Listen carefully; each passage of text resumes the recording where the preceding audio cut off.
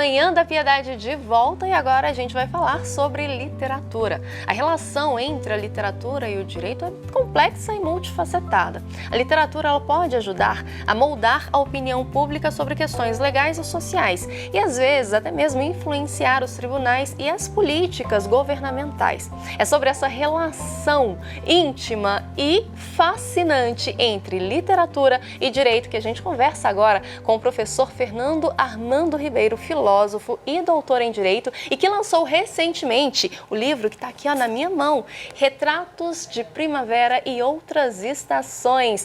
Professor Fernando, seja muito bem-vindo. Já estou com o exemplar aqui, a gente vai falar sobre ele, mas eu queria que o senhor começasse, então, falando um pouquinho sobre essa relação, da literatura com o direito. A literatura, ela, de repente, ajuda a dar uma refinada ali na linguagem jurídica? Como que é? Bom dia. Bom dia, Vanessa. Bom dia, caros ouvintes.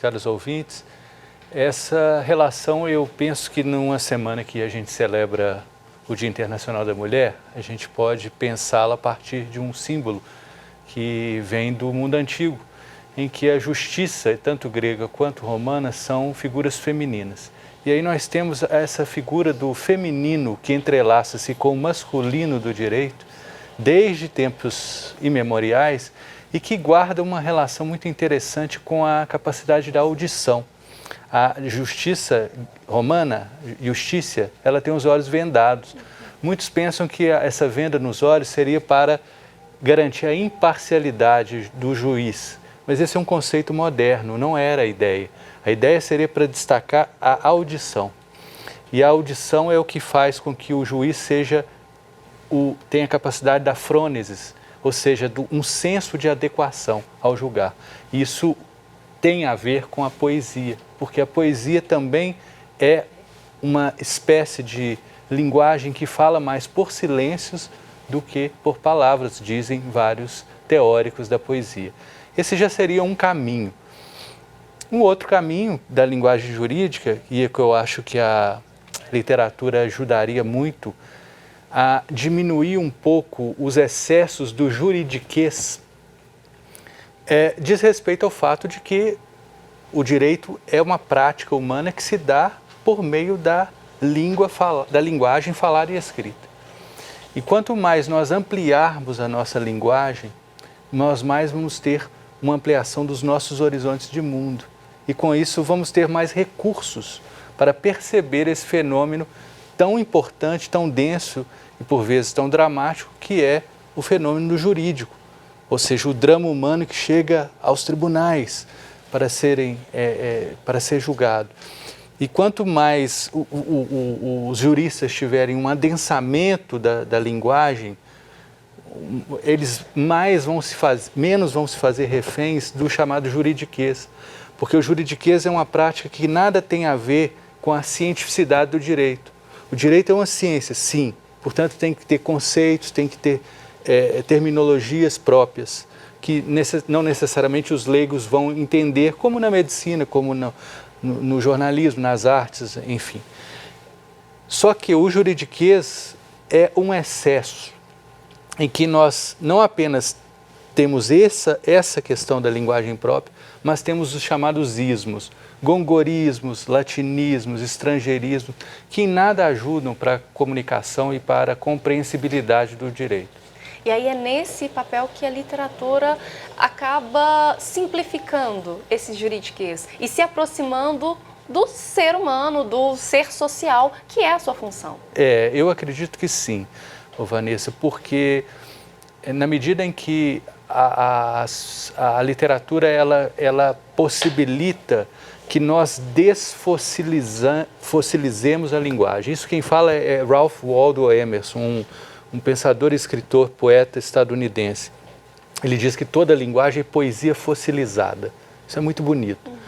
E se nós pensarmos que toda linguagem é poesia fossilizada, nós vamos imaginar que determinados nichos de linguagem, por exemplo, a linguagem técnica, podem, com o uso repetitivo ao longo do tempo, se fossilizar demais, ou seja, se estratificar em torno de um mesmo significante, em que todos já falam, mas aquilo já não tem mais impacto pragmático algum. Isso é um risco. É um risco que nós vivemos hoje em muitas das questões de mídias sociais também. Você cai numa espécie de mesmice terminológica em que você expressa algo que já não tem mais um significado coerente, atrelado. E no direito, eu acredito que quando você traz a literatura, você permite que essa dimensão, digamos, mais fossilizada, ela seja reavivada, ela seja reproduzida, ela seja, para usar a metáfora do meu livro da primavera, ela exsurge aí numa primavera de florescimento, né? E já falando então do livro, né, Retratos de Primavera, como que foi o processo criativo, né? Foram 2 anos ali de construção e ao longo desse período, né, durante a pandemia, que ainda não acabou, estamos vivendo, mas durante o ápice da pandemia, como que foi esse processo criativo? Teve algum bloqueio? Como que foi? Pois é interessante pensar que realmente é um livro majoritariamente produzido durante os anos da pandemia. Tem poemas anteriores, mas mais de 90% realmente foram escritos durante esse período. E acaba que a grande inspiração que veio para ele, de certa forma, vem de 2 grandes problemas que apareceram, 2 grandes bloqueios para a humanidade, né? Que dizem respeito, de certa forma, à questão ambiental, que ficou em causa, afinal de contas, uma epidemia, como hecatombes naturais, como pandemias, como catástrofes, destacam o cuidado que temos, a necessidade de ter cada vez mais com a natureza, que é urgente, não é? Então, a temática da natureza, ela aparece aí, permeando o livro com muito impacto. E a outra temática é a questão da arte, que virou uma espécie também de segunda morada do homem, principalmente nesse período, e que mostrou, né? Se muitos tinham aquela dúvida cética, aquela pergunta que não tem sentido, na verdade, mas que ainda insistiam em fazer, para que filosofia, para que poesia, para que arte? O período da pandemia trouxe a resposta. A arte e a poesia salvam mesmo, e salvaram pessoas, né, de problemas psicológicos mais profundos, de suicídios, deram às pessoas um aconchego vital durante esse período. Então, esse tema da arte, na forma da chamada ekphrasis, né, que é uma análise literária de obras de arte, também aparece no meu livro. E é muito bonito, né, professor, olhar como que do sofrimento de uma população, de um mundo, é possível se extrair coisas bonitas, como poesia, né? É interessante, essa é uma questão muito interessante, Vanessa, porque tem um poeta inglês, de que eu gosto muito, que se chama Shelley, Percy Shelley. Ele tem uma frase que ele fala que a poesia ela suspende o véu da beleza escondida do mundo. E isso é muito interessante porque o que faz a poesia? Ela torna aquilo que muitas vezes parece familiar, não mais familiar. E quando ela faz aquilo que é familiar, não mais familiar, ela nos torna, de certa forma, crianças de novo, apontando o dedo e nos maravilhando e perguntando o que é isso. Sendo que isso, na verdade, é algo que você faz todos os dias. Uma entrevista, por exemplo. E, de repente, você resgata algo que é uma capacidade essencialmente, fundamentalmente humana, que não tem nenhuma máquina inventada que tem essa capacidade, que é a capacidade do espanto, ou do deixar-se maravilhar, que é o que os gregos chamavam de talma, né? O trauma, que é a origem tanto da poesia quanto da filosofia. Esse espanto, esse maravilhamento. E esse maravilhamento ele é uma decorrência exatamente dessa suspensão desse véu de familiaridade num sentido ruim, né? Num sentido de que é uma cotidianidade que torna as coisas banais. E acaba que a pandemia fez com que a gente parasse mesmo, né? Parasse e começasse a observar coisas que na correria do dia a dia, na pressa de resolver milhões de coisas ao mesmo tempo, a gente não conseguia parar, respirar, sentar, tomar um café e ler um livro de poesia, né? A pausa, e muito importante. Isso é muito interessante porque eu acredito que essa dimensão, essa pausa, esse silêncio, que são condições, possibilidade do som, da palavra, né, é preciso a gente ter uma atenção muito especial para eles. E eu acho que a poesia é um convite a que a gente tenha isso. E eu me permitiria, se puder, ler um poema que fala um pouco sobre isso, que é o